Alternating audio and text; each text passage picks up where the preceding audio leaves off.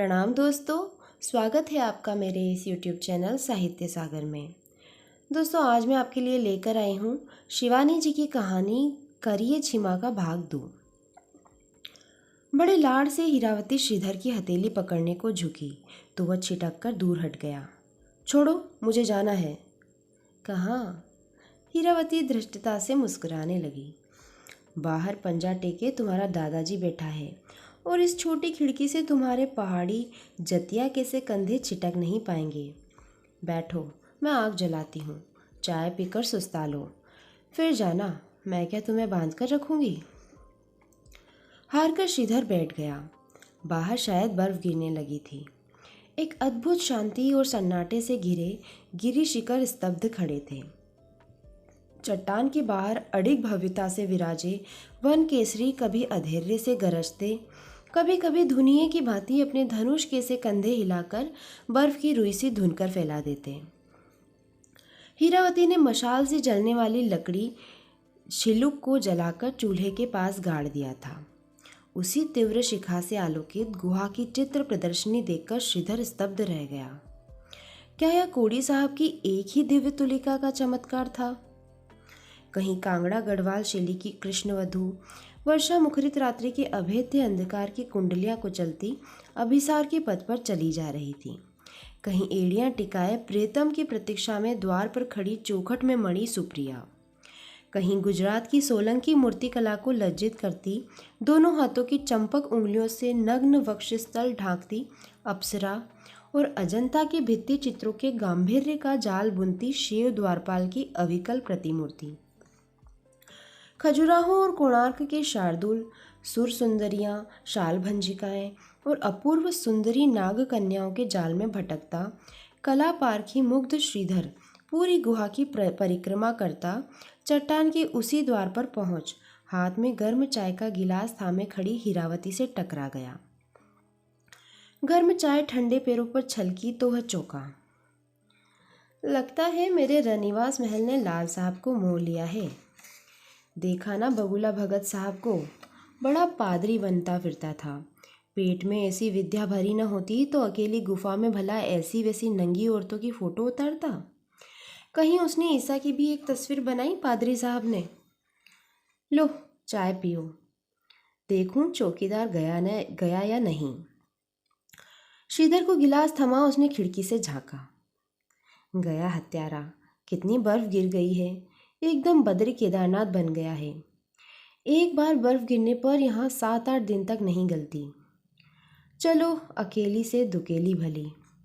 वह चाय की चुस्कियाँ लेती श्रीधर के पैरों के पास खिसक आई। मूर्खा हीरावती, वह क्या सोचती है कि श्रीधर कभी बर्फीली पगडंडियों पर चला ही नहीं। अभी देख लेगी कि कैसे दोनों हाथ फैलाकर स्केट सा करता वह हवा के झोंके सा निकल जाएगा।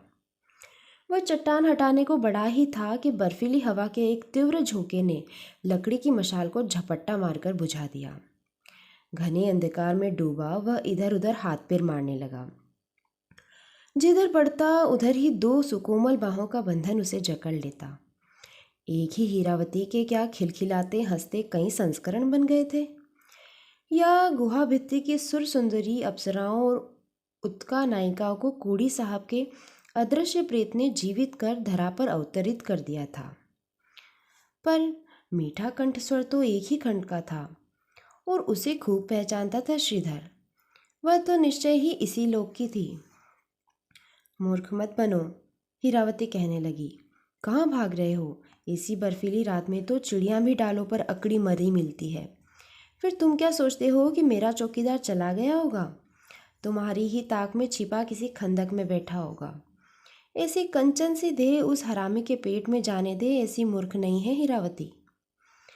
वह पालतू बिल्ली सी उसके कंधे से अपने सुकोमल कपोल घिसती और भी निकट खिसक आई। उसने अभी किसी भी स्त्री का स्पर्श तो दूर उसकी छाया का भी स्पर्श नहीं किया था।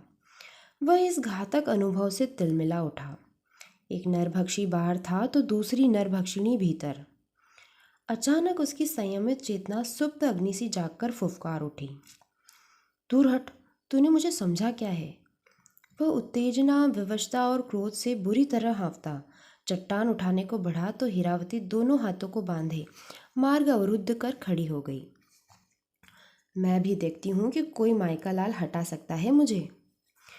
जितनी बार श्रीधर उसकी दर्पपूर्ण चुनौती से जूझने को आगे बढ़ता, उतनी ही बार सतर्क खड़ी हीरावती की कांचन सन्निभ देह की दुर्भेद्य प्राचीर उसे बिजली के सौ सौ तारों से झंझना देती।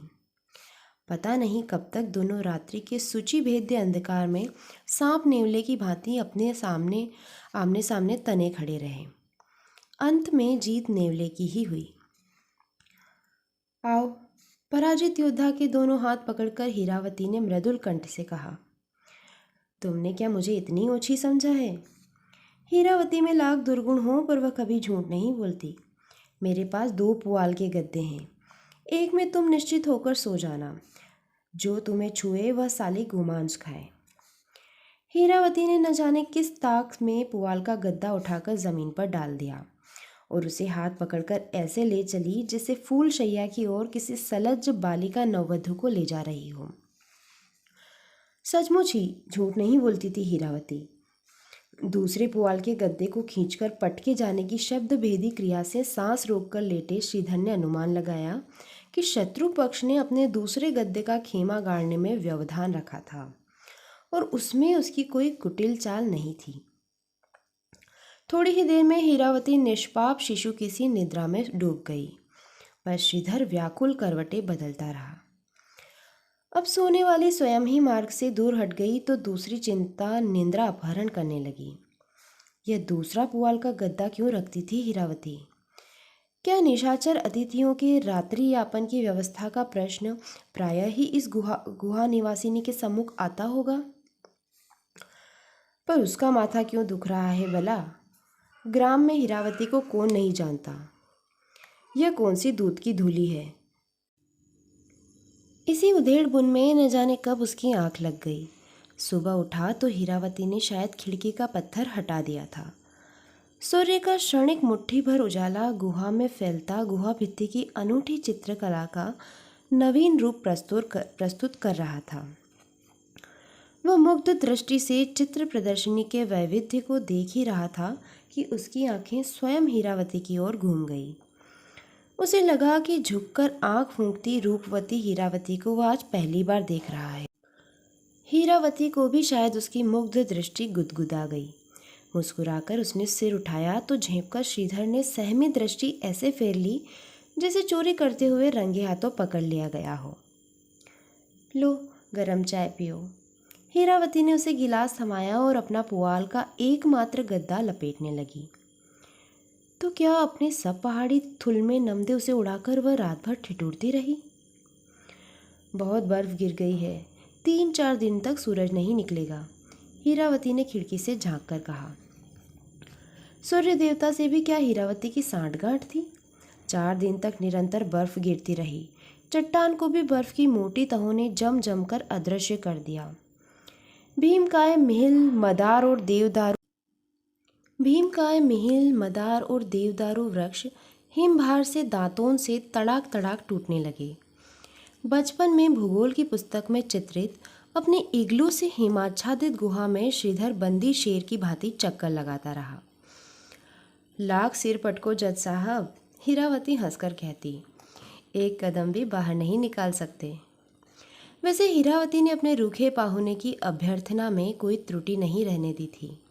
न जाने किन अदृश्य आलों से वह छोटी मोटी पोटलियाँ निकालती रहती। दाख, अखरोट, जर्दालू, भुने काजू, खोए के पेड़े, सोहन हलवा, भाड़ में भूंजी पहाड़ी गीठी और धानी नमक। वह सुर दुर्लभ खाद्य सामग्री उसकी मेजबान ने रुद्राक्ष की माला जपकर नहीं जुटाई होगी, यह खूब समझता था श्रीधर। ऐसी हराम की कमाई को वह भला हाथ कैसे लगाता। 2 दिन उसने काली चाय के अधसेरी गिलास गटक कर काट दिए। सूखा सा मुंह लटकाए हीरावती भी भूखी ही सो जाती। पर तीसरे दिन हीरावती ने सोए हुए शत्रु पर ही आक्रमण कर दिया। श्रीधर के उठने से पहले ही उसने न जाने किन किन खुशबूदार पहाड़ी गंधरेणी और जम्बू के ऐसे मसालों से सब्जी छोंक दी कि श्रीधर अपने सारे संस्कार और नाज नखरे भुला बिसरा कर रह गया। पहाड़ी गट के पीसे गेहूं की सौंधी सौंधी मक्खन चुपड़ी रोटी पर सब्जी धरकर हीरावती ने अतिथि के दोनों पैर पकड़ लिए। क्यों भूखे प्यासे बैठे हो लाल साहब, मैं क्या डोमनी हूँ? फिर तुम तो गांधी बाबा के भक्त हो, वह तो मेहतरों के हाथ की भी छूत नहीं मानते। इस दलील ने श्रीधर को पराजित कर लिया। फिर तो पता नहीं एक के बाद एक वह कितनी रोटियां चट कर गया। शायद हीरावती के लिए कुछ बचा ही नहीं। खा पीकर वह सोया तो कुंभकर्णी नींद पूरी होने का नाम ही नहीं लेती थी। गुहा के अंधकार में रात्रि और दिवस के अंतर का प्रश्न ही नहीं उठता था। पर उस दिन पता नहीं क्यों हीरावती ने नित्य की मशाल भी नहीं जलाई थी। बर्फीली हवा के एक तीव्र झोंके से गहन निंद्रामग्न श्रीधर अचानक हड़बड़ाकर उठ बैठा। हड्डियों को छेदने वाली इस ठंडी हवा में ठिठुरती हीरावती बिना कुछ ओढ़े पुआल के गद्दे पर बैठी होगी, यह ध्यान आते ही श्रीधर को अपने स्वास्थ्य पर स्वयं ही क्षोभ हो उठा। हीरावती, तुम्हारे पास क्या ओढ़ने को कुछ भी नहीं है? उसने पूछा। जो व्यक्ति 3 दिन से बिना एक शब्द बोले उसे आंखों ही आंखों में अपने विकट क्रोध की ज्वाला से निरंतर भूंज रहा था, उसका हमदर्दी में डूबा बदला गिरगिटी रंग देखकर हीरावती चौंकी। पर जैसे तप्त दहकती मरुभूमि में वर्षा की पहली बूंद पड़ते ही सूखकर विलीन हो जाती है, ऐसा ही श्रीधर का सरस प्रश्न भी कंठ से निकलते ही सूख कर रह गया। हीरावती ने कोई उत्तर नहीं दिया, पर अंधकार में ठक ठक कांपती मानिनी की व्यथा 4 कंबलों से लदे सोने वाले को छू गई। जिसकी रूप शिखा का स्वप्न कई दिनों तक उसकी नींद में डूबी पलकों को झुलसा रहा था, वही उसी अंतहीन माघी विभावरी में उसकी जगी पलकों पर साकार होकर थिरकने लगा। हीरावती, उसने थर्राए थर्राए कंठ स्वर से पुकारा। पुरुष कंठ के इस भर्राए थर्राए कंठ स्वर के आह्वान को हीरावती खूब पहचानती थी। विमुग्ध विस्फारित दृष्टि से अंधकार को चीरती मुग्धा अभिसारिका ने एक क्षण का भी विलंब नहीं किया। दूसरे दिन गुहा वातायन की क्षीण कटी से 5 दिन से रूठे सूर्य ने धरा पर गिरी बर्फ का प्रतिबिंब लेकर अपना दर्पण चमकाया और श्रीधर चौंक कर जग गया। उसके कंधे पर माथा धरे हीरावती ऐसे अंतरंग धृष्टता से सो रही थी जैसे वर्षों से उसी कंधे पर सोती चली आ रही हो। भारद्वाज गोत्रोत्पन्न श्रीधर शर्मणस्य सकल इप्सित कामना। कुछ ही दिन पूर्व शिवालय में पार्थिव पूजन के समय किया गया संकल्प श्रीधर को स्मरण हो आया। हड़बड़ाकर वह उठने लगा। हीरावती जग गई। क्या कर रहे हो? लेट जाओ ना, ठंड लग रही है। दोनों हाथों से उसे जकड़कर उसने फिर अपने पार्श्व में सुला लिया। पल भर को निकला सूर्य फिर किसी मेघ खंड में दुबक गया और तड़ातड़ ओलों के चांटे मार मारकर प्रकृति ने एक बार श्रीधर के विवेक को दूर भगा दिया। हीरावती अब उसे धागे में बंधी काठ की चरखी सा घुमाती, किसी भी दिशा में उछालकर फिर अपनी ओर खींच सकती थी। वह अब संस्कारी सुशिक्षित भारद्वाज गोत्रोत्पन्न श्रीधर शर्मा नहीं रहा था। वह तो अब सर्दियों के मलबे से निकला आदिकाल का गुहा मानव था, जिसका न कोई गोत्र ही था न कोई संस्कार। वह डांसी पत्थरों को रगड़कर आग जलाना सीख गया था। जंगली सुखाए भूंजे मांस को चिचोड़ कर खाने की क्रिया में वह अपनी गुहा प्रेयसी के हाथ से अधिक चर्बीली बोटी को लपक कर छीन अपने असभ्य जंगली ठहाके से गुहा की दीवार गूंजा देता। कभी उसे बाहों में भींच ऐसे रख देता जैसे कीमा ही बना देगा। इस युग का पहला बटनिक शायद वही था। और हीरावती, उसी को मॉडल बनाकर क्या पादरी साहब ने गुहा भित्तियां अलंकृत की थी? बंकिम कटाक्ष, मंदोदरी की लचक, सुडौल अंग का उभार यदि इंच टेप से भी नापे जाते तो दीवार पर अंकित अपूर्व सुंदरियों की काठी में ठीक बैठती। हीरावती, एक दिन जानबूझकर भी वह एक मूर्खतापूर्ण प्रश्न कर बैठा। वह तो जानता था कि हीरावती कभी झूठ नहीं बोलती। गांव वाले जो तेरे लिए कहते हैं वह क्या सच है हीरावती? हीरावती का चेहरा भग पड़ गया। इतने आमोद प्रमोद के उत्सव के बीच जैसे उसे किसी ने झूठा पकड़कर जमीन पर घसीट लिया हो। वह एक शब्द नहीं बोली। रक्तहीन कपोलों पर टपकाते आंसुओं ने ही श्रीधर के प्रश्न का उत्तर दे दिया। बात सच न होती तो क्या मुखरा हीरावती चुप बैठी आंसू बहाती। एक लंबी सांस खींचकर वह उस दिन बिना खाए ही उठ गया। छी छी, कैसी नीच औरत थी हीरावती।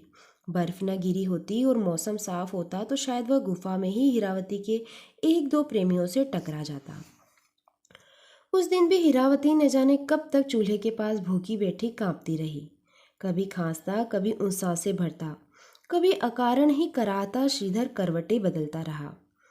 पर अंत में भूखा भिक्षु विवाह भोज के 56 व्यंजनों की झूठन देख एक बार फिर अपना विवेक, संस्कार, निष्ठा सब भूल भाल कर झूठी पत्तलों की ओर बढ़ गया। हीरावती, उसके थर्राए भर्राए कंठस्वर ने पुकारा। और फिर हीरावती भला क्यों चुकती। छठे दिन कड़ी धूप ने बर्फ पिघलाकर बहा दी थी। हीरावती टूटे वृक्षों की टहनियां बटोरने चली गई थी। खिड़की पर श्रीधर खड़ा हुआ ही था कि सुदूर घाटी से गूंजते शिवालय के घंटे की ध्वनि सुन उसका रोम रोम सिहर उठा। पूर्वकृत पापों ने बहुत दंड दे दिया प्रभु। उसने अदृश्य शिवलिंग की ओर हाथ जोड़े। मुझे क्षमा करो और शक्ति दो, कहता वह बिना गुहा की ओर दृष्टिपात किए तीर सा निकल गया। फिर उसने अपने ग्राम की देहरी आज तक नहीं लांघी। शनि की दशा की भांति उसके जीवन में आ गई हीरावती की क्रूर दृष्टि को उसने कवच कीलकों से प्रवाहहीन कर दिया। एक लंबे अरसे तक वह देश प्रेम का अनोखा दुस्साहसी दीवाना बना फिरता। न उसे ललमुहे गौरों का भय था, न पुलिस की लाठी का। एक बार हीरावती का समाचार उसे जेल में ही मिला था। उसी का परिचित एक साथी उसे जेल में मिलने आया था। अपने गांव की हीरावती भी तो इसी जेल में थी, आज ही बरेली ले गए हैं उसे। हीरावती? सहसा अल्मोड़ा जेल की काली चार दीवारी पर असंख्य सुर सुंदरियां और नाग कन्याएं अंकित हो गई। हीरावती वह यहाँ क्या करने आई है? और फिर तो उसके जघन्य अपराध की विस्तृत वर्णना सुनकर श्रीधर स्तब्ध रह गया। अलकनंदा में अपने नवजात शिशु पुत्र की मुड़ी डुबोए हीरावती को ग्राम के डाकिये ने देखा। जब तक वह भागकर पटवारी को बुला लाया, नन्ही लाश को तीव्र लहरें अदृश्य कर चुकी थी। ऐसी बेहया नंगी औरत है, उसका साथी कह रहा था। हमारे गांव की इज्जत मिट्टी में मिला दी। हाकिम ने पूछा, हीरावती देवी, क्या यह सच है कि तुम अपने बच्चे की मुड़ी नदी में डुबोए बैठी थी? सिर झुकाए वैसे ही मुस्कुराती रही हरामी, जैसे तुम्हारी अदालत में मुस्कुराती रही थी। किसका था? हाकिम ने पूछा तो बोली, सरकार, अब तो दिन रात पहाड़ों का दौरा करते हैं, कई झरनों का पानी पीते होंगे, कभी आपको जुकाम भी हो जाता होगा। क्या आप बता सकते हैं कि किस झरने के पानी से आपको जुकाम हुआ है? कटकर रह गए हम लोग, अब भुगत रही है हत्यारिन। आज इतने वर्षों पश्चात उसी हत्यारिन की स्मृति श्रीधर को विहल कर रही थी। क्या अब भी वही रह रही होगी वह? क्या सचमुच ही उन सुकुमार हाथों ने अलकनंदा की तीव्र हिम शीतल लहरों में किसी नन्ही सी देह को निर्ममता से बहा दिया होगा? श्रीधर ने हाथ की घड़ी देखी।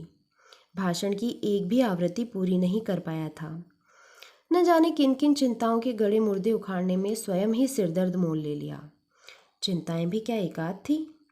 रुग्णापति का चिड़चिड़ा विलासी स्वभाव उसे बुरी तरह उबा देता और वह वन बिलाव सा अनावश्यक दौरों में जंगलों की खाक छानता फिरता।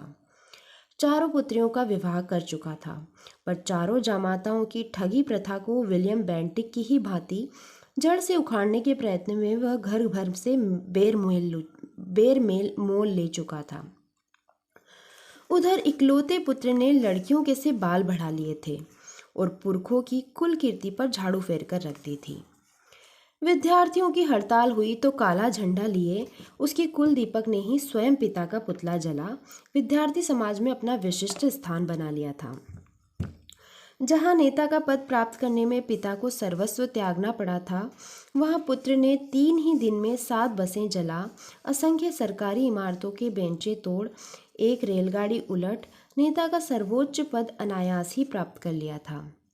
उसी अशांति से बचने श्रीधर सिर मुड़ाकर घर से भागा तो ओले पड़ने लगे। अपनी जन्मभूमि के सूखाग्रस्त इलाके का हवाई दौरा करने निकला और उस विस्मृत घाटी में खंखाड़ से ताजमहल के गुंबद ने दबे नासुर को फिर उभार दिया। सॉरी सर, पिए ने खिसियाकर विवश स्वर में कहा। आपसे मिलने एक पगली सी औरत आई है। कहती है आप ही के गांव की है, बस दर्शन करके चली जाएगी। मानती ही नहीं। पिए अपना वाक्य पूरा भी नहीं कर पाया था कि पगली सी औरत सिर पर मैली पोटली में गुड़ की भेली बांधे सजे कक्ष के रेशमी पर्दे के पास फटे पैबंद सी चिपक गई। यह कैसे आ गई यहाँ? क्या मेरी इच्छा शक्ति इसे खींच लाई? मन ही मन श्रीधर सोचने लगा। पर विरोधी पक्ष की दुधारी तलवारों से दिन रात जूझने वाला सेनानी चौकन्ना हो गया। उसका पिए एक नंबर का घाघ था। कहीं हीरावती के कलुषित अतीत का आंशिक विवरण भी सुन लिया होगा तो प्रेस रिपोर्टर की सतर्कता से मन की कलम संभाल ली होगी पट्टे ने। और दिन रात अपने कई सहकर्मियों की चरित्र हत्या को क्या स्वयं दिन दहाड़े नहीं देख चुका है? आओ आओ बहन हीरावती, उसने हंसकर कहा। हीरावती चौंकी। अब तक वह मुग्ध दृष्टि से श्रीधर के विलासी कक्ष के भित्ति चित्रों को ठीक वैसे ही देख रही थी जैसे 25 वर्ष पूर्व श्रीधर ने उसकी गुहा भित्ति को देखा था। बैठो हीरावती। क्लांत स्वर में अब प्रणयी का घर्राया आह्वान नहीं था। यह तो एक थका मांदा पथिक दूसरे पथिक को 2 घड़ी साथ बैठकर सुस्ताने का स्नेहपूर्ण निमंत्रण दे रहा था। पर सकुची सिमटी सी हीरावती मखमली सोफे पर नहीं बैठी। वह सिर की पोटली बिना उतारे ही श्रीधर के चरणों के पास ऐसे बैठ गई जैसे गली के शरारती छोकरों के ढेले पत्थरों से नित्य मारकर भगाई गई कुतिया को बहुत दिनों से बिछड़े मालिक ने पुचकार कर बुला लिया हो और वह डरती हुई बड़े अविश्वास से आगे बढ़ रही हो। हीरावती, तुम चुप क्यों हो? श्रीधर का गला भर्रा गया। इतने वर्षों बाद भी इस अलौकिक नारी की उपस्थिति उसे झूमते सम्मोहित नाक सा झुमा रही थी। कितनी झटक गई थी हीरावती। फिर भी छरहरे बालों में चांदी चमकने लगी थी। होठों की मधुर लालिमा नीली पड़ गई थी। निमग्न नयनों की काली भंवर पुतलियों ने कितनी पीड़ा सही थी। उसका लेखा जोखा लिखने में अनाड़ी विधाता ने स्याही आंखों के ही नीचे फैलाकर रख दी थी। फटी वास्कट पर झूलती असंख्य मालाओं के बचे खुचे 2-3 मोती उसके विगत यौवन के बिखरे मोतियों की ही भांति एक मेले से काले पड़े डोरे में बंधे लटक रहे थे। क्या कहाँ रहती हो अब? श्रीधर ने दूसरा प्रश्न पूछा। वहीं साहब के उढियार में।